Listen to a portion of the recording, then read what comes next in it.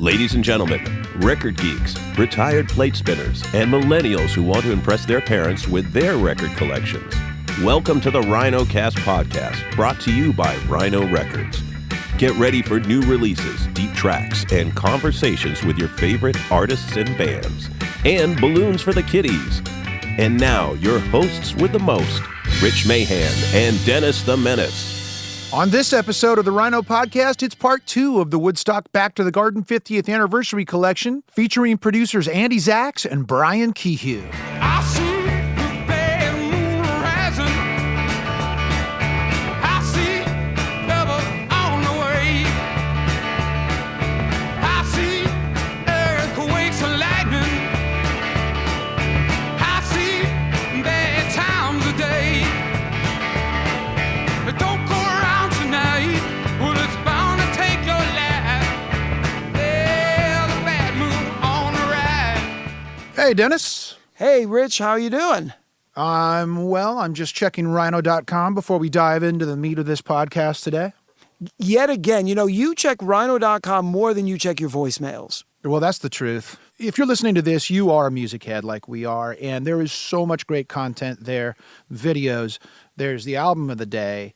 There are new releases that are coming out. There's contests like that new limited edition Monkeys Litho signed by artist Alex Ross. New contests post all the time. If that one's gone, you'll find something else that strikes your fancy. When you go to rhino.com, you just realize the depth of the catalog and more importantly, or equally importantly, the creativity that it takes to put these sets together.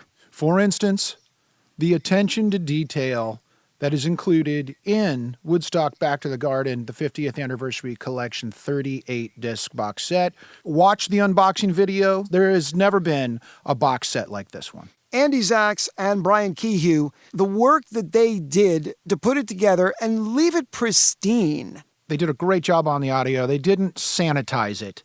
They kept it true to form, yet made it as accessible as any Woodstock audio has ever been before. And even though the 38-disc box set is a limited edition, there are 3 other SKUs so you can get your Woodstock on. There's a 10-CD set that features 162 tracks, and then there's a 3-CD set and 5 LP set that have the same track listing that include 42 tracks, and these are also available digitally.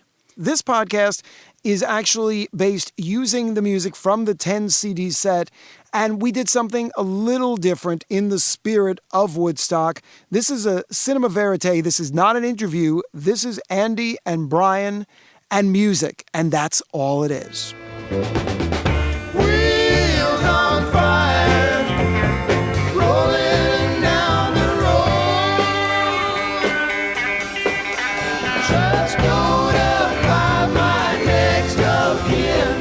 This wheel shall explode. If your memory serves you well, you'll remember that you're the one. Yeah, a lot of people in the years before Brian and I sort of arrived to deal with this stuff tried various heavy-handed attempts to sort of impose their will on that material. And in general, that approach fails. Like 99% of the time, that approach leads to disaster because these recordings they're imperfect and they're fragile. And you kind of have to respect that. You have to respect what they are. Just as you can't turn an apple into an orange, you cannot turn the sound of Woodstock into the sound of some perfected, sculpted, perfectly rendered Steely Dan type record. That can't happen. And if you try to do that, you're going to wind up in 9,000 different types of trouble. And, and I think this is a kind of a really unique fossil record of something that happened over 3 days. There aren't a lot of things like this. And so that's one of the reasons that this is so interesting, is that we have this incredible opportunity to reconstruct this big, wide-scale event, which, for better or worse, has come to embody a lot of how people think about what the late 60s was like and what the counterculture was. So, in a sense, you really have to be careful with this stuff. This is precious stuff, and you don't want to screw it up. Certainly in the last several years, there are things that we can do technically that we could never have done in the past, that nobody's ever been able to do, that have enabled us we've been able to kind of restore and kind of polish up and make listenable, fundamentally, a lot of stuff that was just fairly unpleasant to listen to. Sam, can you get the monitors on? Downstairs? Richard Bach, get back to Eddie Kramer in the sound truck. Richard Bach, get back to Eddie Kramer.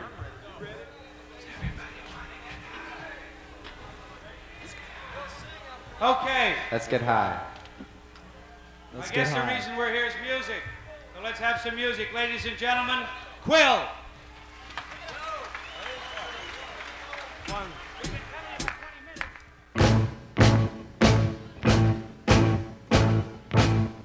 Several summers past the sun, and ask the winter why.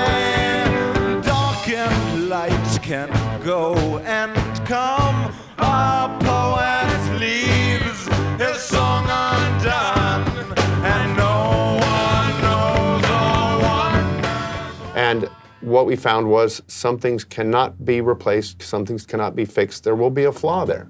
But it's really what happened. If there's a noisy piece of feedback, if there's a hum from a guitar amp, we can minimize it. And we often do turn it down, but we want it to also retain the reality of what happened. So it's not so obnoxious, it's not so ugly. We'll turn down the amp hum as much as possible, but there's still a version of it where it still needs to be there. And yet in modern technology, it's much easier for us to go and remove a hum, turn down feedback, decrease distortion. It doesn't usually make something perfect out of something flawed, but it gets you into the realm where people don't wince as much and don't cringe. We're used to really good quality and perfection in so many things, but when you get into the aesthetic of Woodstock, the vibe that's presented, you don't mind that it's not super high fidelity, you don't mind that it's not super amazing bass or drum sounds. It just rocks, it sounds good, it's fun to listen to. And so even listening back, on the other end of Woodstock now, going back through all these hundreds of hours of working on it, I'll hear something and say, oh, I wish that backing vocal was louder. And I know I mixed it, but why didn't I do that? Because it was already turned up so far that if we turned it up louder, you'd hear hum or hiss or even the drum set, which is louder on that certain track. So there's leakages between channels. We can't just eliminate what we don't want, but we minimize it where possible. And there's times when I wish they had recorded the drums for the first song on Santana, but they didn't. There are no drums recorded for the first song Santana plays. He's there bashing away, playing a great part, but you can only hear him from leakage on the other microphones. And by giving a little bit of top end to the bass track that picks up the cymbals, a little bit of low end to the conga track that picks up his kick drum. And from doing that, I was able to mix a semblance of a drum track that feels like drums underneath the Santana first song performance. But when I hear it, I say, well, I wish I would turn up the drums a bit. Well, there are no drums, but we've got it up just enough to feel like something. And then the second song, the drums are in and you've got a good track.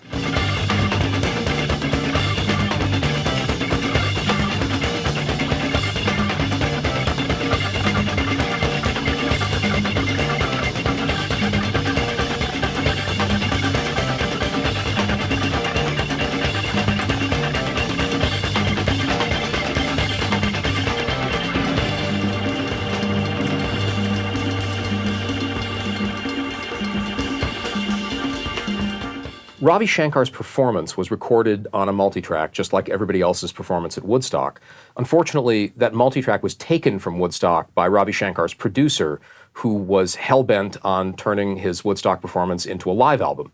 In fact, he was so certain that he was going to do that, that you'll actually see, if you look at the original Woodstock program, you'll see an ad, coming soon, this live record, Ravi Shankar live at Woodstock. That's an ad that was printed up months before the show even took place. So there was going to be a live at Woodstock Ravi Shankar record no matter what. The problem was that it rained all through Ravi Shankar's performance, which was great. I mean, it's a heroic performance that he managed to get through this under some of the worst conditions anybody played under at Woodstock. But Shankar's producer took the multitrack basically out of the sound truck and took it back to LA, and they attempted to make this live at Woodstock record, and Ravi Shankar was not wholly satisfied with his performance. So ultimately, they just decided to re-record the entire performance in a studio in LA, and that came out in 1970. I think it's one of the very first Woodstock releases, Ravi Shankar at the Woodstock Festival, which is a total lie.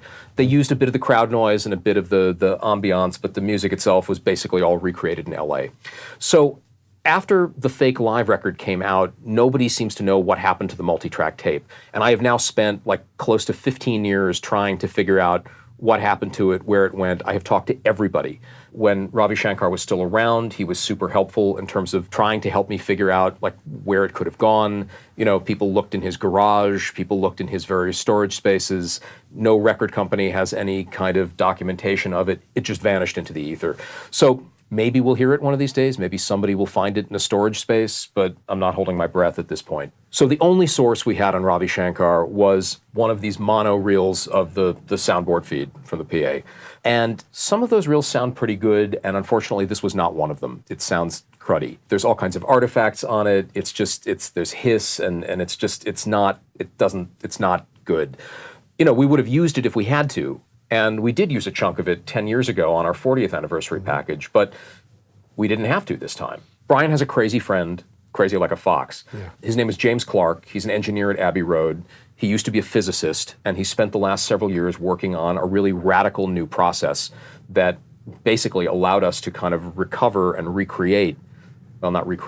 reconstruct the Shankar performance. Brian, you can speak to this much better than I can. Yeah. So at Abbey Road Studios in London, famous home of the Beatles and Pink Floyd and others, they're very up on modern technology, and they've created a system, a custom program that can analyze musical tracks and separate out the components. If you had a single drum channel, a drum track like we've been dealing with in Woodstock, you could pull out the kick drum separate from the snare drum and give them each separate channels. But in his world, he works on Beatles tracks, for example, taking two guitars combined together, separating them into two tracks so that they can be panned or treated differently in the studio in a mix. He's been doing this for the Beatles, David Bowie, Rolling Stones, and now us for the Woodstock project.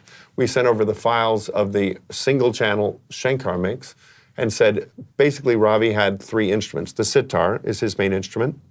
He's got a tambura, or tanpura, some people call it, which is a drone instrument, also strings, but it just goes over and over again, a nice, beautiful drone. And to one side of him was sitting a tabla player, the hand drums that you hear in traditional Indian music.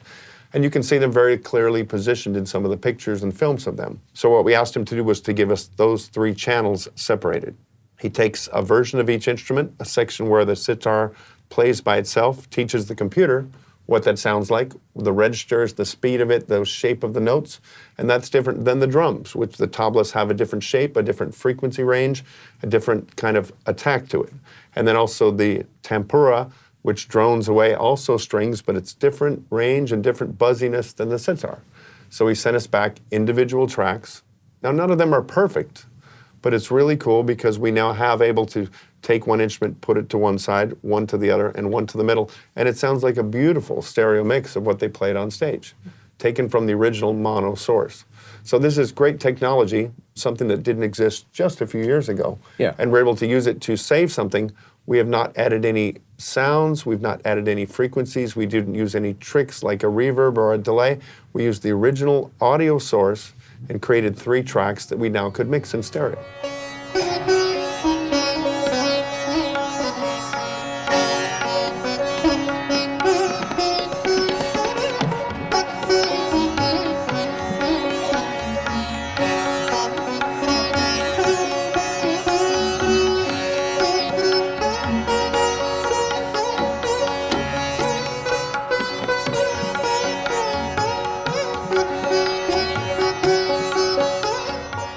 There are other things where technology had really, really allowed us the possibility to do things that just would have seemed completely like magic a few years ago.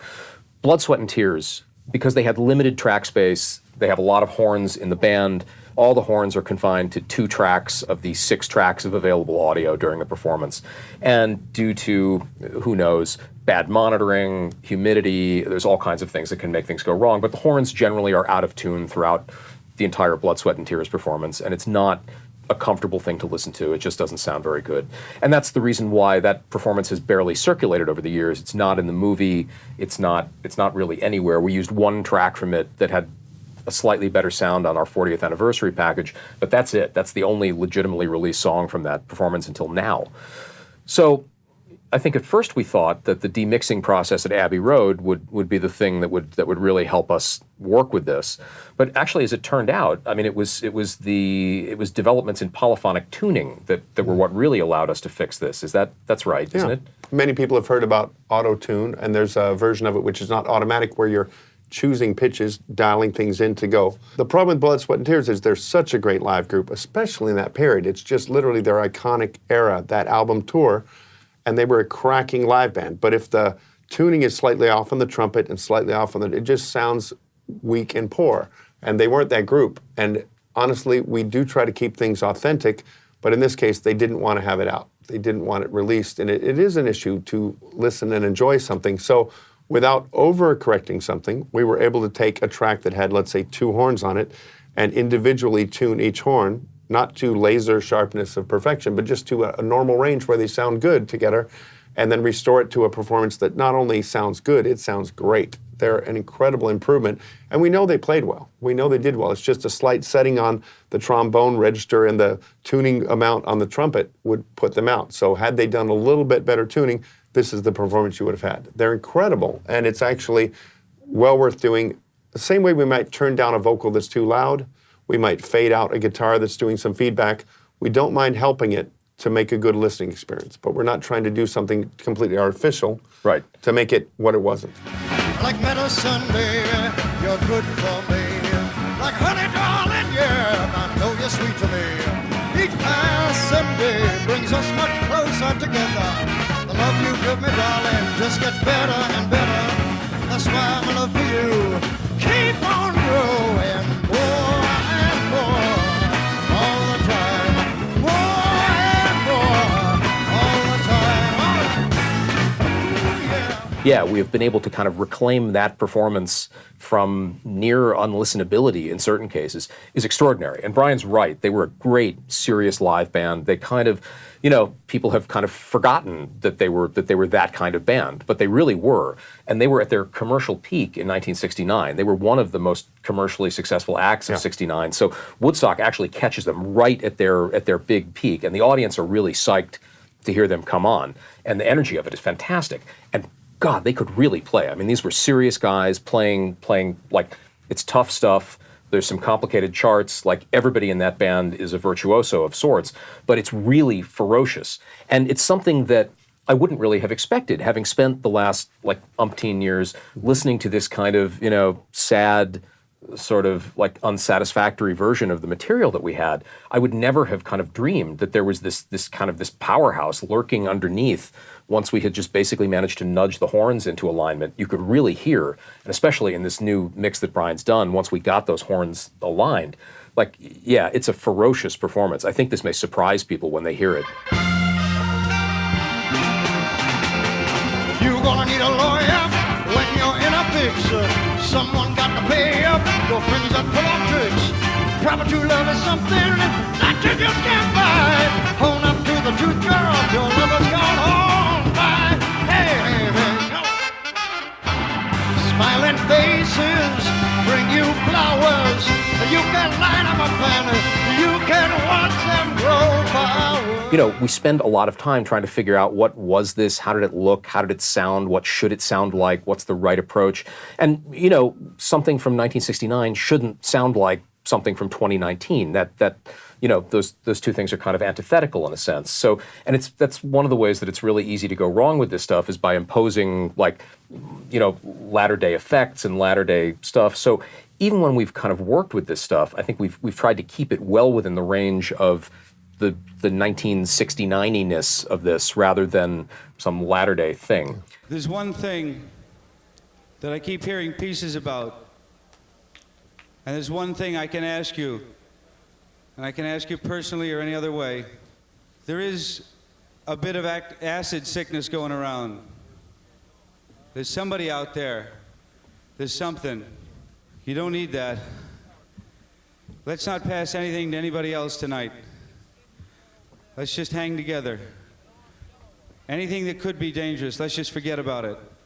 Let's just make the festival, not the other stuff. With all of this, ain't nothing can make you high as this. So there are all kinds of problems to solve with Woodstock. I mean, enigmas, puzzles, jigsaw, and otherwise. So not long ago, we realized that there's a track in the Paul Butterfield performance that kind of a tough instrumental track, or what had seemed like a tough instrumental track, where there was actually a totally buried vocal that somehow I had just kind of thought like, well, you can kind of hear him off. I guess that's all there is. And then I compared it to the mono reel that we had of that performance, and like I realized like, oh, there's a loud, clear, full-on, fully developed lead vocal on this performance that is nowhere in evidence other than via leakage on the multitrack. Oh, great. So the multitrack had basically like the full instrumental track. The mono track was missing. It had the vocal, but for some reason the horns and the guitar parts didn't show up on the mono reel, weirdly. Two different defective recordings. And 10 years ago, we would have been kind of stuck. We could have maybe tried to align them, but it would have been like a 1 in a million shot. It would have been like playing ring toss at a carnival, trying to get the thing around the milk bottle. You could toss and toss and toss, trying to get the vocal aligned with the instrumental in the hope that you might be able to sync it up properly to kind of use the elements from both tapes. But it probably wouldn't have worked. And when you're out of phase, when you're out of sync, when you've got those elements and they're not perfectly aligned, you get horrible sound artifacts that really are unpleasant. You get these kind of whooshy phasing effects that there would have been no point. And we couldn't have, there's nothing we could have done with that 10 years ago. But I mean, quite recently, there's some new software developments that have allowed Brian to basically fix things like this, remarkably enough. Yeah, baby, everything gonna be all right, yeah.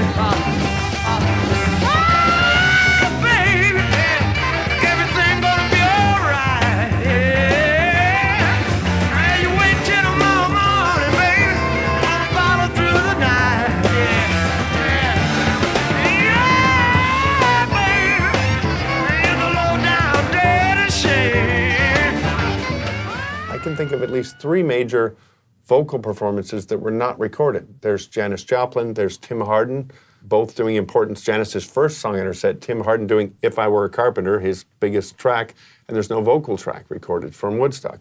And same with this piece, Paul Butterfield, that we found that there's no lead vocal. It's a really big thing to miss, especially in someone like Janis Joplin who just walked on stage. You can hear she's screaming and you can hear the PA system is blasting it, but it's not recorded on tape. They've not plugged in the microphone, they mispatched something somewhere. Mm-hmm. So I think that these are rare chances where we use the modern technology to be able to play with it, line it up as close as possible to the right waveforms as it would have been. You've got an actual machine on the truck rolling with motors, using ball bearings and everything. It's not perfect. And another machine out in the field recording the PA system. A different machine with also different power, different motors running, and they're definitely not synchronized together. So it's like trying to jump between one train to another as they're going, really to try to sync them up so that they stay in all the way through.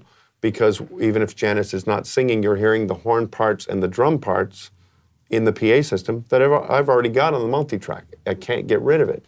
So we're using what we have to try to blend it, and we were able to get really good results. The only difference being, and I don't think most people would ever notice it, is the sound quality is different from a microphone recorded on the truck on a microphone channel versus a microphone going through the PA system. Well, you take come on, and take it. Take another little piece of my horn, no baby. Take another little piece of my horn, darling, yeah. Have another little piece of my horn, daddy. You know you got it if it makes you feel good, yes indeed. One of the things that's kept me working for Warner Brothers and Rhino Records, and specifically, is that I have a tendency towards traditional recording. I've kept and bought up a lot of old machines, outboard equipment. The console here is from the 70s. I just like the way it sounds. I like the way it's used. Many people revere it, and it is quite valuable sometimes. But I was always resistant towards the digital computer side of things for so many years. But in that way, I also found a unique market, which is working with old original tapes, understanding them, how tape machines are kept and maintained and restored and aligned. And so the technical side of it is very comfortable to me. I live in a 1969 world very comfortably.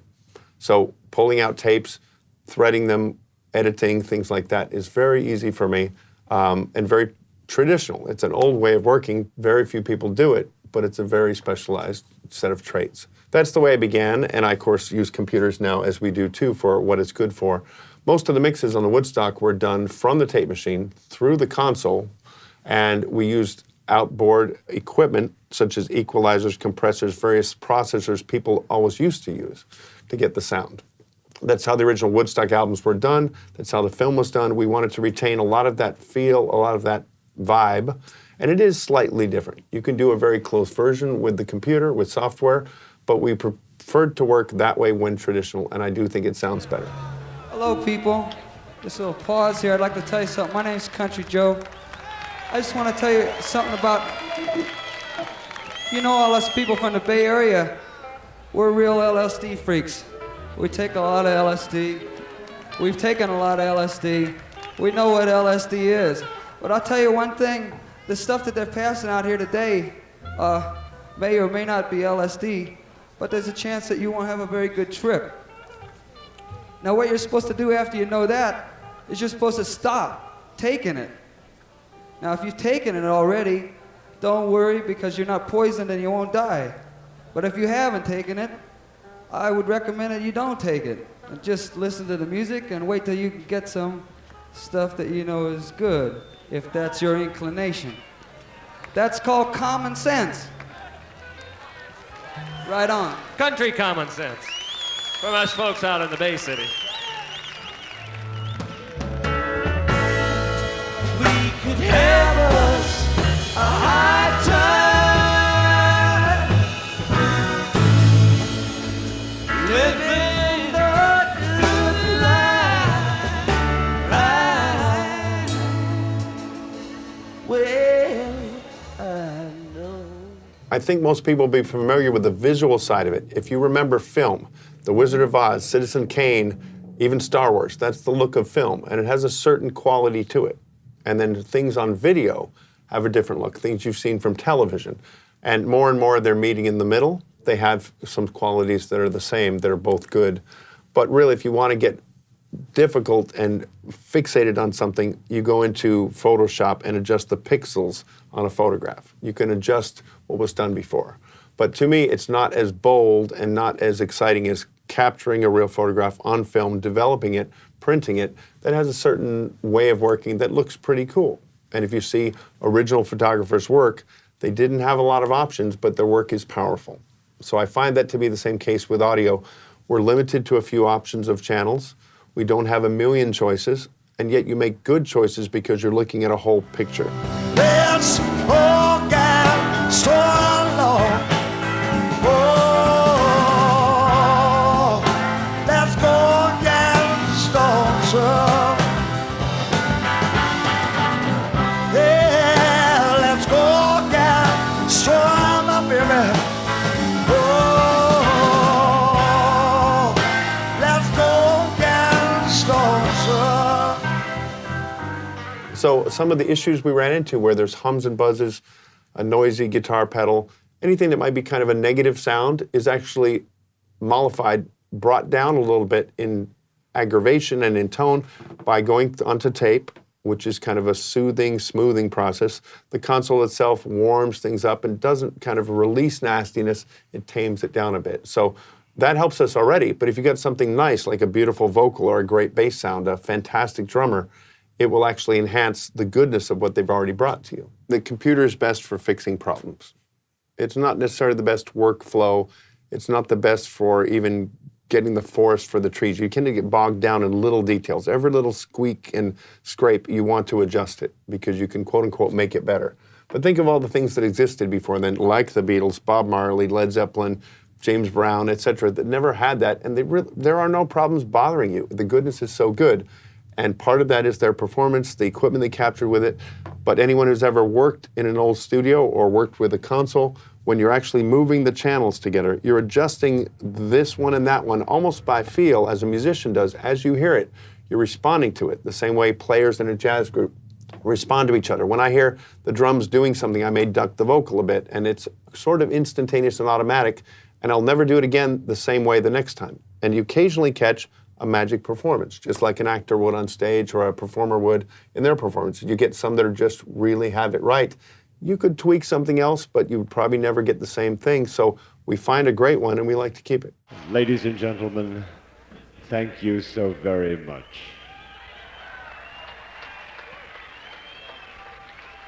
We've got one little last trip we'd like to lay on you, if it's at all possible. There's a couple of packages of garbage bags here. If on your way out you wouldn't mind taking one, filling it up, and leaving it where you fill it, that certainly would be appreciated. Anything you can do to give us a hand to leave this area somewhat the way we found it. I don't think it'll ever be quite the same, but somewhat the way we found it certainly would be appreciated. It's been a delight seeing you. May we wish you anything that the person next to you wishes for you. Good wishes, good day, and a good life. Thank you.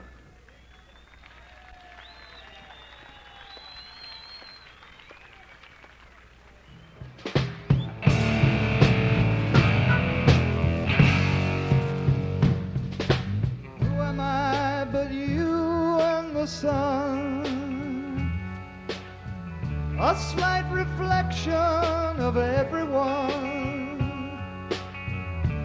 Was it me who let you walk away? Were you the one, or is it we're the same?